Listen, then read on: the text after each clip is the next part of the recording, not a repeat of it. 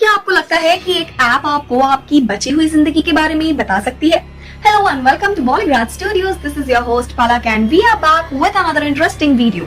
And आज की video में हम आपको एक ऐसी फिल्म के बारे में बताने जा रहे हैं जो एक साइंस फिक्शन और हॉरर फिल्म का मिक्सचर है, जिसमें एक श्रापित ऐप के बारे में दिखाया गया है और साथ ही उसमें सस्पेंस है, थ्रिल है और बहुत सारा डर भी। फिल्म का नाम है काउंटडाउन, जो 2019 में रिलीज हुई है। एक हाउस पार्टी में कुछ कपल्स एक टेबल पर बैठे हैं। जब लड़कियां कैलोरी गिनने के बारे में बात करती हैं, तब उनमें से एक उनके खाने की कैलोरीज को ट्रैक करने वाले ऐप को दिखाती है। दूसरी उसे डाउनलोड करना चाहती है, लेकिन जब वो ऐप सर्च करती है तब उसे एक काउंटडाउन नाम का ऐप दिखता है। जब सब उससे उस ऐप के बारे में पूछते हैं, तब उन्हें पता चलता है कि वो ऐप कुछ अजीब है और उसका डिस्क्रिप्शन पढ़ती है, जिसमें लिखा है कि ऐप को डाउनलोड करो और जानो तुम कब मरने वाले हो। कॉटनी को छोड़कर वो सब उस ऐप को लेकर एक ड्रिंकिंग गेम खेलने के बारे में सोचते हैं। जिसके पास सबसे कम जीने का वक्त होगा, वो टेबल पर रखी सारी ड्रिंक्स पिएगा। कॉटन ना चाहते हुए भी उस गेम को खेलती है। सभी को 60 से 30 इयर्स की एज मिलती है, लेकिन कॉटन कुछ परेशान दिखती है क्योंकि उसके पास सिर्फ 3 घंटे हैं, ऐसा उस ऐप में लिखा आता है। बाकी लोग उसका मजाक उड़ाते हैं और उसे कहते हैं कि गेम के मुताबिक अब उसे सारी ड्रिंक्स खत्म करनी होगी। लेकिन तब उसका बॉयफ्रेंड इवान आता है और उसकी जगह सारी ड्रिंक्स पी लेता है। बाद में वे दोनों इवान की कार की तरफ जाते हैं, लेकिन वो नशे में नजर आता है। जब वे दोनों कार में बैठते हैं, तब कॉटिन उसे चलकर घर जाने के लिए कहती है, लेकिन वो नहीं मानता। तब वो गाड़ी से बाहर निकलती है और चलने लगती है। इवान उसे गाड़ी में वापस आने के लिए मनाता है, लेकिन वो नहीं मानती और तब इवान वहाँ से गुस्से में निकल जाता है। और तब कॉटिन को उस ऐप में एक नोटिफिकेशन मिलता है जहाँ उसने यूजर एग्रीमेंट तोड़ा है। वो उसे नजरअंदाज करती है और चलने लगती है, लेकिन उसे ऐसा लगता है कि कोई उसका पीछा कर रहा होगा। जब वो ऐप में देखती है, तब उसमें दिखता है कि उसके पास 2 मिनट से भी कम समय है, जिससे वो घबरा जाती है और अपने घर की ओर दौड़ने लगती है। जब वो ऐप उसे फोन पर बार बार दिखाई देता है, तब वो उसे ऑफ कर देती है।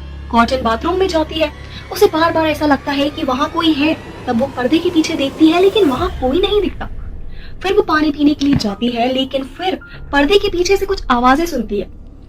जैसे ही वो पीछे मुड़ती है, तब उसे ऊपर से कोई पकड़ लेता है और उसे शॉवर से बाहर पटक देता है। जब काउंटडाउन टाइमर 0 हो जाता है, उसी टाइम पर उसकी मौत हो जाती है। अब इसी बीच इवान की कार का बुरी तरह से एक्सीडेंट हो जाता है और पैसेंजर सीट जहां कॉटिन बैठने वाली थी, वो पूरी तरह से ट्रैश हो चुकी थी। बाद में क्विन को एक हॉस्पिटल के लिफ्ट से बाहर निकलते हुए देखा जा सकता है, जो नर्स कार्ड घुमा रही है। जब वो रूम तक पहुंचती है, तो देखती है कि एक पेशेंट ने खाना नहीं खाया और तब वो समझ जाती है कि वो और कोई नहीं, इवान है। वो जानती है कि वो कहाँ मिलेगा। इवान हॉस्पिटल के बंद विंग की एक बालकनी में बैठा था। कॉटनी उसके साथ बैठती है और उसे सर्जरी के लिए रिलैक्स हो जाने के लिए कहती है, लेकिन वो उसे काउंटडाउन ऐप दिखाते हैं और वो जो कहता है कि उसके पास केवल 19 आवर्स बचे हैं। फिर वो उसे उस ऐप और अपनी गर्लफ्रेंड के बारे में बताता है और कहता है कि ये ऐप जानता था कि कॉटन कब मरने वाली थी। इवान सोचता है कि ऐप जानता है कि सर्जरी के दौरान ही उसकी मौत होने वाली है। क्विन उसे ऐप के बारे में ज्यादा ना सोचने को कहती है और उसे अपने कमरे में वापस जाने के लिए कहती है। वे रास्ते में एमी से मिलते हैं, जो क्विन को उसके साथ आने के लिए कहती है। क्विन ने नर्स की परीक्षा पास कर ली थी और इसलिए हॉस्पिटल का स्टाफ उसे केक देकर सरप्राइज देता है। जब वो लोग बैठकर केक खा रहे थे, तब क्विन उस ऐप के बारे में सबको बताती है और उसका मजाक उड़ाती है। कुछ कहते हैं कि उन्होंने भी ऐसे ऐप के बारे में सुना है। जब स्कॉट को और डॉक्टर सुल्विन को 50 साल से अधिक वक्त मिलता है, तब वो सभी इस ऐप का मजाक उड़ाते हैं। अचानक एक आदमी एक औरत को लेकर आता है जिसने ओवरडोज कर लिया था। डॉक्टर उसे वहीं देखते हैं और एमी क्विन को दवाई लेकर आने के लिए कहती है, ताकि वो उस डोज का एंटीडोज उस औरत को दे सके। एमी महिला को डोज देती है और वो जाग जाती है। बाद में जब क्विन हॉस्पिटल से निकलती है, तब उसे उस ऐप की एड आती है और वो उसे डाउनलोड करती है। उसमें अपनी सारी इंफॉर्मेशन डालती है और कंडीशन से एग्री हो जाती है। ऐप उसे दिखाती है कि 2 दिनों से भी कम समय है। अचानक डॉक्टर सुल्वियन लिफ्ट में आ जाता है और उसके साथ फ्लोट करता है, लेकिन वो वहाँ से आसानी से निकल जाती है। उस रात जब क्विन घर पर अपनी नर्सिंग डॉक्यूमेंट्स कंप्लीट कर रही होती है, जब उसे कोई प्रॉब्लम दिखाई देती है, वो मदद के लिए स्कॉट को कॉल करती है। वहाँ उससे कहते हैं कि अपने बर्थ सर्टिफिकेट की इंफॉर्मेशन डालनी होगी। क्विन के पास उसका बर्थ सर्टिफिकेट नहीं था, लेकिन उसे पता था कि उसे कहाँ मिलेगा। वो उसे लेने के लिए अपने पेरेंट्स के घर जाती है और थोड़ा ढूंढने के बाद उसे वो अपना डॉक्यूमेंट फाइनली मिल जाता है। उसके पीछे के क्लोजेट में उसके कोई आवाजें सुनाई देती है। जब वो उसे खोलती है तब वहाँ अपनी बहन जॉर्डन को अपने बॉयफ्रेंड के साथ देखती है। फिर उसका अपने कपड़े पहनते और वहां से चले जाते हैं। और फिर कोएन जॉर्डन को डांटती है, लेकिन जॉर्डन उसे गुस्सा है क्योंकि उनकी माँ के जाने के बाद कोएन उसे देखने के लिए नहीं आती और उसका ध्यान भी नहीं रखती है। कोएन उससे काफी माफी मांगती है और उसके कमरे में जाती है और उसे अपनी पढ़ाई खत्म करने के लिए कहती है। तब उसके पिता जागते हैं और उसे बधाई देने आते हैं। वो कोएन को देखकर खुश हो जाते हैं और उससे पूछते हैं कि क्या वो एक दिन अपनी माँ से मिलने सिमेट्री उनके साथ जाना चाहेगी। अगले दिन कोएन अपनी सर्जरी की तैयारी कर रहा होता है और फिर देखता है कि उसके पास जीने के लिए सिर्फ 3 मिनट है। वो उस कमरे से बाहर चला जाता है और उसके फोन में नोटिफिकेशन आता है कि उसने यूजर एग्रीमेंट तोड़ा है। इवान आईने में एक डरावना साया देखता है, लेकिन जब पीछे देखता है तो वहाँ कोई नहीं होता। वो सीढ़ियों की ओर भागता है, लेकिन वहाँ साया उसका पीछा करता है। वो ऐप लगातार काउंटडाउन दिखाता है। जब इवान उस अंधेरी सीढ़ियों से बाहर निकलने की कोशिश करता है तब उसे किसी के कदमों की आहट सुनाई देती है। तो वो अपने फोन की फ्लैशलाइट से नीचे देखता है, लेकिन उसे फोन नहीं दिखता। जब इवान ऊपर देखता है तब उसे कर्टेन दिखाई देती है, लेकिन वो कुछ और ही था जो उसका पीछा कर रहा था। उसका फोन नीचे गिर जाता है और जब उस काउंटडाउन का टाइम 0 पर आता है तब वो भी नीचे गिर जाता है। थोड़ी देर बाद कोएन काम पर आती है और एमी उसे इवान के बारे में बताती है। वो उस ऐप के बारे में सोचकर परेशान हो जाती है। जब वो उस कमरे में जाती है तब अपनी कलीग को इवान की चीजें पैक करते हुए देखती है और तब वो उसे कहती है कि वो ये कर लेगी। और फिर उसके जाते ही वो इवान का फोन ढूंढने लगती है। देखती है कि उससे फोन खोलने के लिए उसे फिंगरप्रिंट की जरूरत है। तब वो इवान की बॉडी देखने के लिए बेसमेंट में जाती है। फिर कोएन इवान के अंगूठे से फोन खोलने की कोशिश करती है, लेकिन वो काम नहीं करता।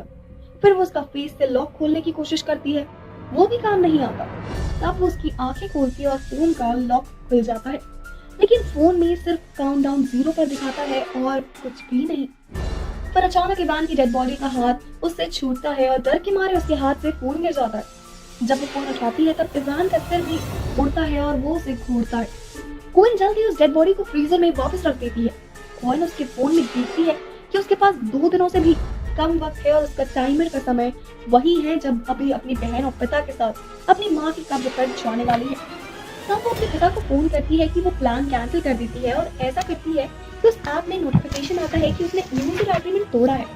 जब वो जा रही होती है तब उसे एक कमरे में कोई साया दिखाई देता है, लेकिन जब वहाँ जाकर देखती है तो उसे वहाँ कोई नहीं दिखाई देता। अचानक डॉक्टर सुलिवन उसे पीछे आकर गिरा देते हैं और उसे एक पेशेंट की मदद करने के लिए कहता है, लेकिन एक मिशन में कुछ प्रॉब्लम आने लगती है। तब वो वहाँ से जाना चाहती है, लेकिन डॉक्टर सुलिवन उसके सामने आकर उसे रोकने लगते हैं और उसी तरफ आगे बढ़ते हैं। वो उसे रोकने की कोशिश करते हैं, लेकिन वो नहीं रुकता और जब वो उसे धक्का मार देती है तब वो उसे माफी मांगने का नाटक करता है। कोएन वहाँ से चली जाती है और एमी को ढूंढने लगती है ताकि उसे बता सके कि उसके साथ क्या हुआ था। लेकिन इससे पहले कि वो कुछ बताती, डॉक्टर एमी को बुला लेते हैं और वो उसे कुछ नहीं बता पाती। ऐप उसे एक और नोटिफिकेशन भेजती है और उस रात कोएन उस ऐप को डिलीट करने की बहुत कोशिश करती है, लेकिन कर नहीं पाती। तब वो इस ऐप के बारे में ऑनलाइन सर्च करती है और कॉटन के बारे में देखती है। फिर वो एक लड़की का वीडियो देखती है जिसमें वो लड़की बताती है कि उसने अपने मरे हुए कजिन से जैसे साए दिखाई देते हैं। फिर वो कहती है कि उसका वक्त पूरा हो गया है और वो अचानक से वो कुछ देख कर चिल्लाती है और उसका फोन गिर जाता है। ये देखकर कोएन घबरा जाती है, लेकिन अब वो कमेंट्स में देखती है कि एक फेक वीडियो है, तो वो थोड़ा रिलैक्स हो जाती है और अपना लैपटॉप बंद कर देती है। लेकिन अचानक वो मरे हुए इवान को देखती है। उसकी फोन पर एक और नोटिफिकेशन आता है और वो उसे तोड़ देती है, लेकिन फिर भी उसमें काउंटडाउन दिखता है। कोएन बाहर जाती है और अपनी कार में बैठ जाती है और वहीं पर सो जाती है।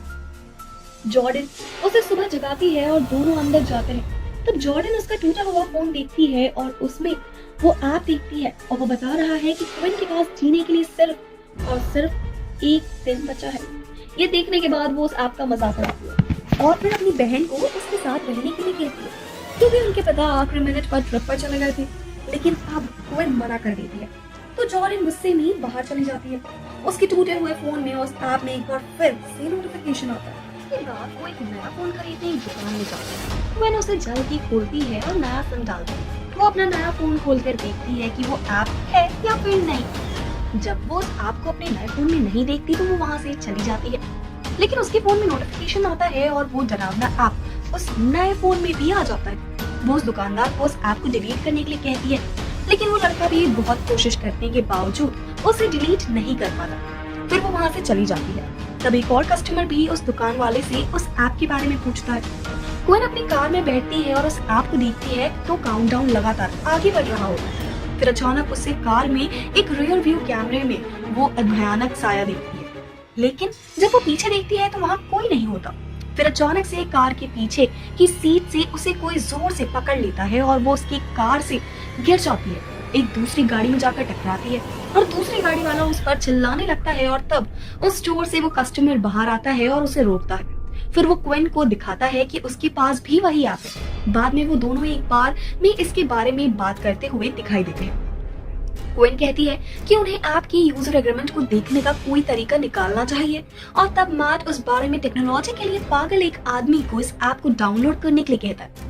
वो दोनों उसके पास जाते हैं और वो जब कंडीशंस वाले पेज पर पहुंचता है तो क्विन को उसे पढ़ना शुरू करती है। उसमें लिखा है कि उन्हें अपने भाग्य को स्वीकार करना होगा। वो पागल आदमी कंडीशन से एग्री होता है और उस ऐप में बताता है कि वो 91 ईयर्स तक जीवित रहेगा। क्विन और मैट चर्च में वहाँ प्रीस्ट से बात करने जाते हैं। वे उसे पूछते हैं कि वो भूत प्रेत के बारे में क्या जानते हैं, लेकिन वो कहता है कि वह ऐसी बातें पर विश्वास नहीं करता और उन्हें किसी और के पास भेजता है। उनके वहाँ जाने से पहले एमी क्वीन से बात करने के लिए जाती है और कहती है और मैट टॉयलेट चला जाता है।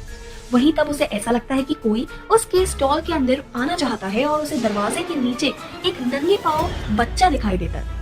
वो जब अपने हाथ धो रहा होता है तो उसे एक स्टॉल में किसी के रोने की आवाजें सुनाई देती है। और जब वो वहाँ चेक करने जाता है तो उसे फिर से नंगे पांव वाला बच्चा दिखाई देता है जो स्टॉलों से चलता हुआ दिखता है, जैसे कि बीच में दीवार है ही नहीं। वो आखिरी स्टॉल पर रुकता है और तब सारी लाइटें बंद हो जाती हैं। जब मैट उस स्टॉल में जाता है तो वहाँ कोई नहीं होता, लेकिन उसे उसके पीछे कुछ दिखता है और जो उसका नाम ले रहा होता है। वो मैट पर हमला कर देता है और जब लाइट वापस आती है तब वो चला जाता है। इसी बीच एमी क्विन को एचआर और डॉक्टर सुलिवन के साथ ऑफिस में ले जाता है।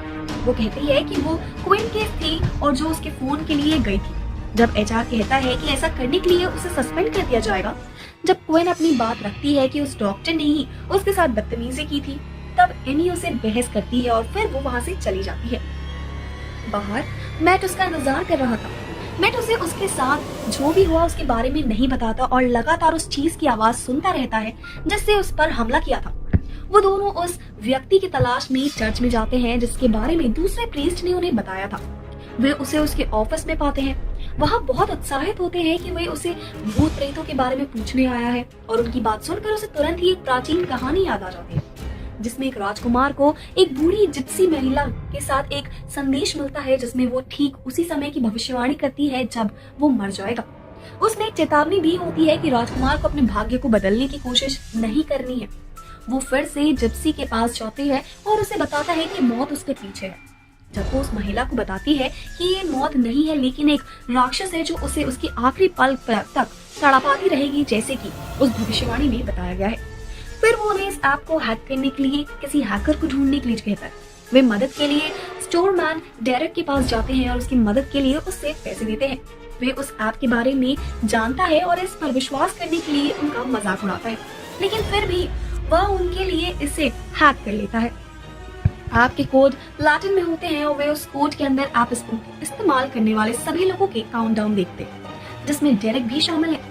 वो अपने काउंटडाउन के लिए सभी पैरामीटर बदल देता है। फिर वो क्वीन के काउंटडाउन को ढूंढता है और तब उसे उसकी बहन जॉर्डन का भी काउंटडाउन मिलता है जो उसके जैसे ही डेरेक के और उसे भी बदल देता है। जॉर्डन अपना फोन पर चेंजेस देखती है, लेकिन जो महिला उसे दिख रही है वो उसका फोन ले लेती है। मैट और क्वीन डेरेक को उनकी काउंटडाउन बदलने के लिए धन्यवाद देते हैं और वहाँ से निकल जाते हैं।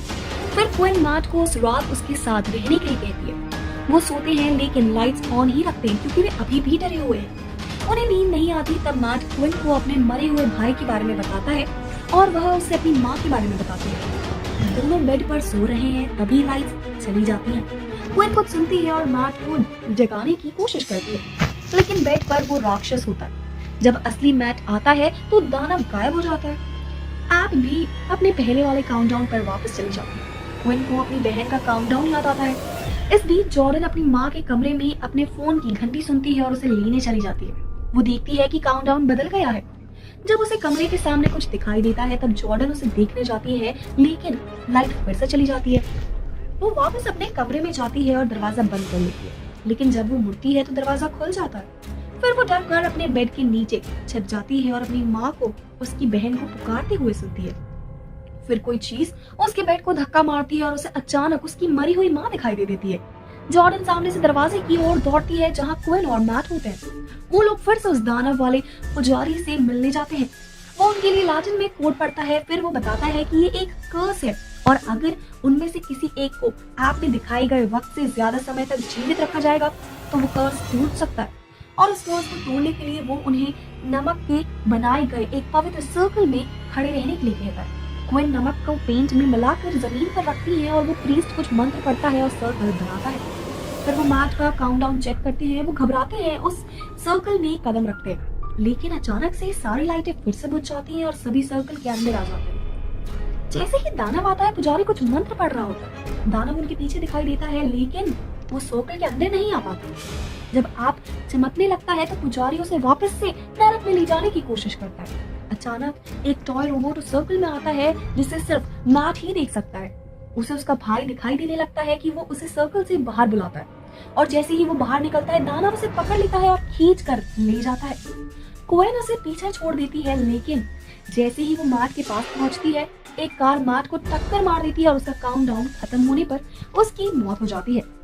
जॉर्डन को चोट लगती है, इसलिए क्वीन उसे अस्पताल ले जाती है। जब एक डॉक्टर उसकी बहन को देखता है तब वो क्विन की एक कलीग उसे बताती है कि उसे पता है कि डॉक्टर सुलिवन ने उसके साथ क्या किया था और वो उसका साथ देगी।